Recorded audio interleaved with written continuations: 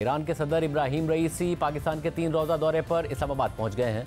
मौजूदा इलाकाई और बैनुल-अक़वामी हालात के तनाजुर में ईरानी सदर का दौरा अहमियत का हामिल है। 2017 के बाद किसी ईरानी सदर का यह पहला दौरा पाकिस्तान है, जबकि इस दौरे से पहले दो तरफा ताल्लुकात उतार चढ़ाव का शिकार भी हुए हैं। 17 जनवरी को ईरान की सिक्योरिटी फोर्सेज ने पाकिस्तान की फ़िज़ाई हुदूद की खिलाफ वर्जी करते हुए बलूचिस्तान के एक सरहदी गाँव सब्ज़कोह में रिहायशी इलाके को मिसाइल हमले का निशाना बनाया था, जिसके अगले ही दिन पाकिस्तान ने ऑपरेशन मर्ग बर समचार करते हुए ईरानी सूबे सिस्तान बलूचिस्तान में दहशतगर्दों पर हमला किया था। इसके बाद दो तरफा ताल्लुकात में कशीदगी पैदा हो गई थी। दोनों ममालिक ने अपने अपने सफ़ीर वापस बुला लिए थे, लेकिन फिर फ़ौरन ही दोनों ममालिक के दरमियान आला सतह पर राब्ते बहाल हुए, सफ़ीर वापस भेजे गए और ताल्लुकात बहाल हो गए थे।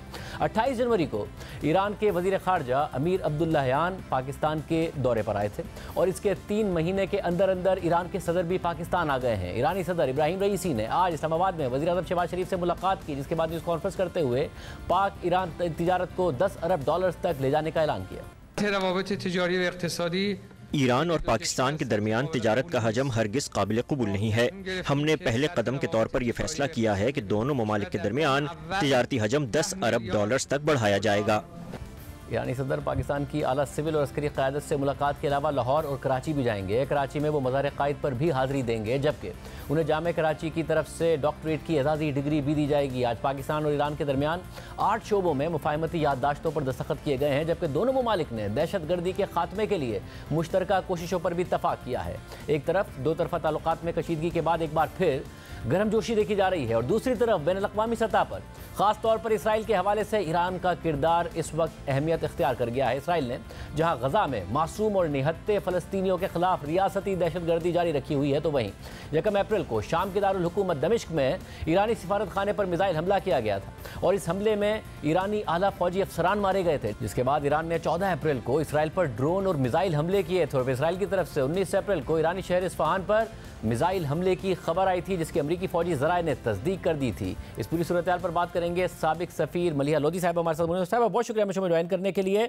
ज़ाहिर जो एक बैनुल-अक़वामी तनाज़ुर है उसमें किस तरीके से देख रही हैं आप इस विज़िट को?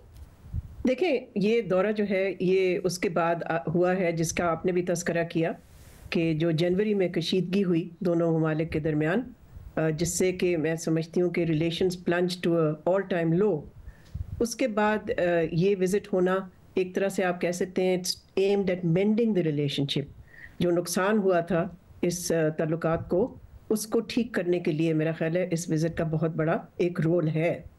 और इसके साथ साथ ये भी है कि इस वक्त जैसे आपने भी कहा ख़ित्ते में भी बहुत सारी कशीदगी है, जिसके लिए पाकिस्तान के लिए ईरान के साथ एक स्ट्रेटेजिक कंपल्शन है ताल्लुकात को ठीक करना और उसको पॉजिटिव रखना।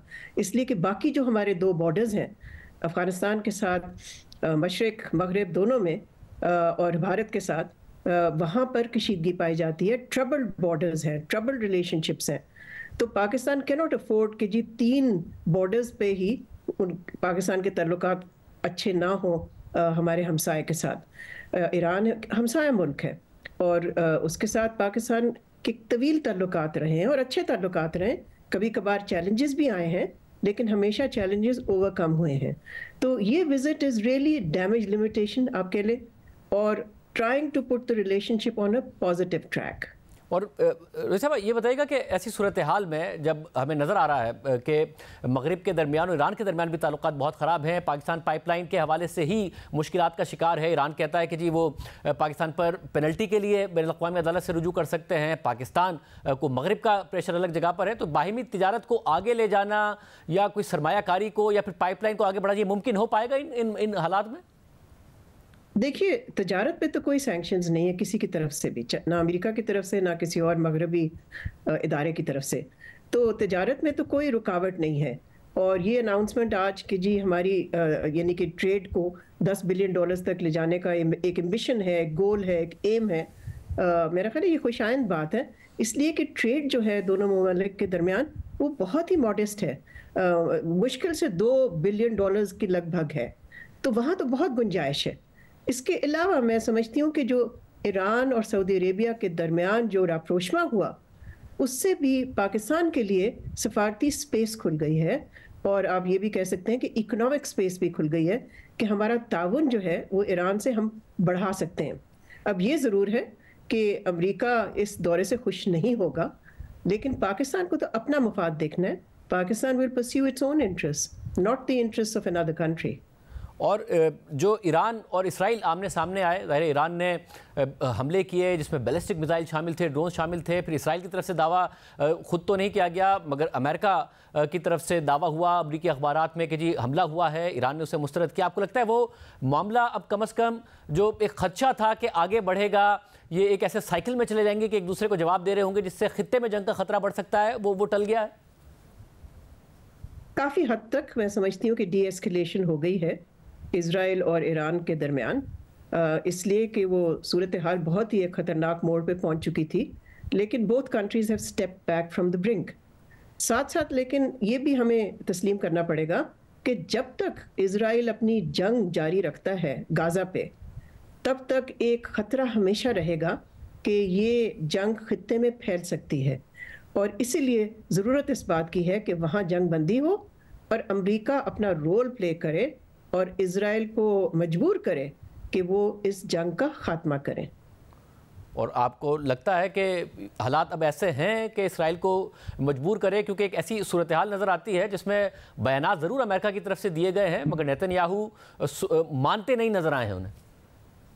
دیکھیں دو پہلو ہیں اس کے. ایک تو جو آپ نے کہا کہ اسرائیلی حکومت جو ہے وہ امریکہ کی نہیں سن رہی. دوسرا پہلو یہ ہے کہ امریکہ میں یہ انتخابات کا سال ہے، تو وہ بھی حاوی ہو رہا ہے صدر بائیڈن پہ، جو کہ کافی کمزور پوزیشن پہ ہے. تو ظاہر ہے وہ چاہتے ہیں کہ کوئی ایسا قدم نہ لیں جس سے کہ جو جوئش ووٹ ہے امریکہ میں وہ ان کو چھوڑ دے. ویسے تو انہوں نے مسلمان ووٹ تو کھو بیٹھے ہیں وہ، لیکن اوبویسلی وہ چاہتے ہیں کہ کوئی ایسی چیز نہ کریں جس سے کہ ان کے الیکٹرل چانسز افیکٹ ہوں. تو یہ صورتحال کو پھر اور زیادہ کمپلیکیٹ کر رہا ہے اور گمبھیر بنا رہا ہے.